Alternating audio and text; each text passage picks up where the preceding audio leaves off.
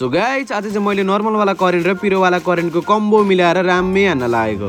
Okay सबैभन्दा सुरुमा त मैले इलेक्ट्रिक स्टोभमा पानी तताएँ। पानी तातिँदै थियो अनि यता मैले चाउचाउहरूको चाहिँ अपरेसन गर्न थालेँ। अपरेसन गरिसकेपछि आन्द्रा भुडीलाई निकालेर एकतिर राखिदिएँ। कुकिङको चाहिँ मलाई सी पनि आउँदैन, त्यही पनि आज म बनाउँदैछु। यो वाला चाउचाउ चाहिँ मर्ने गरी कोसिस गर्दा पनि खोलिएन, त्यही भएर मैले तरबार निकालेर सट्टा काटिदिएँ। प्याकेट भित्र त 2-3 वटा बच्चाहरू पनि बोकेको रहेछ। हाम्रो करेन्टहरू चाहिँ यतातिर लडिरहेको छ। त्यतिकैमा मलाई चाहिँ खानु मन लागिहाल्यो अनि टपक्क टिपेर कपक्क पारिहालेँ। पानी चाहिँ मजाले उम्लेछ अनि मैले घपक्क गरेर हालेको 2-3 वटा भुराभुरी पनि परेछ। त्यसपछि कानमा समातेर फुत्त फाल्दिएँ। त्यसपछि चाहिँ मैले सबैलाई एकाएक गरेर पानीमा डुबाएँ। जम्प पारेर टक्क लाएर चट्टसँगले पाक्दैछ यता चाहिँ हाम्रो करेन्टहरू। यता चाहिँ छ हाम्रो मसलाहरू अनि यसलाई मैले सट गरेर हल्लाएर कान बटार्दिएको खोलियो अनि मजाले माथिबाट हालियो। चस्को पनि कान तानेर सट्ट पारेर हालिदिएँ। एकदम दामी बबालवाला स्मेल आइरहेको थियो। कतिखेर पाक्छ र खानु जस्तो भइरहेको थियो मलाई चाहिँ। यसको चाहिँ मलाई नाम पनि थाहा भएन, त्यसलाई पनि हालिदिएँ। त्यसपछि मैले मजाले हल्लाइ चलाएँ, एकदम दामीसँगले चट्ट पाराले। फाइनली हाम्रो करेन्टको कम्बोसर चाहिँ एकदमसँगले बबाल भयो, राम्रो भयो, रेडी भयो। टक्कसँगले बसेर चम्टीले सट्टा छारेर कप पारेर खाइदिएको एकदम दामी बबालवाला चटनी वाला भएछ यार।